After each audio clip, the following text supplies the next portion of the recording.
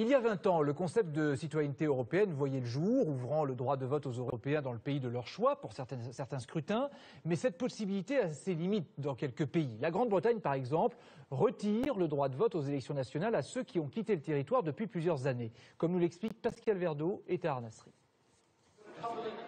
Il a été l'un des pionniers de l'information européenne à la télévision. Alex Taylor, 2 doigts de flegme britannique et de pédagogie ludique, est un journaliste polyglotte. Quant à ce nouveau président, Jean-Bertrand Aristide, on ne sait pas où il se trouve actuellement. En anglais, his whereabouts, l'endroit où il est.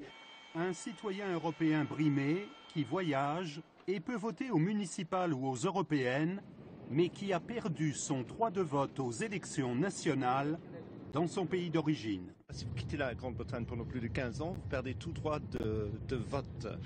Moi, de toute façon, je suis né en Grande-Bretagne, mais je vis en France depuis 33 ans. Je me sens parfaitement européen. Et en tant qu'Européen, moi, je réclame le droit de voter dans le pays qui m'importe le plus. Accorder le droit de vote aux citoyens européens dans leur pays de résidence, une pétition en ce sens intitulée « Let me vote » a été envoyée à Bruxelles. On a le droit de travailler, on a le droit d'habiter, on a le droit de louer un logement, on a le droit de se faire soigner, mais on n'a pas le droit de voter. Je trouve ça paradoxal.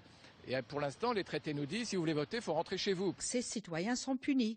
Ils sont punis d'avoir fait ce qui est leur plein droit, la libre circulation, d'aller s'installer où ils veulent. Et ça, ce n'est pas normal. Renforcer les droits pour créer une véritable citoyenneté européenne, la Commission de Bruxelles demande aux États de faire un geste concret en matière électorale.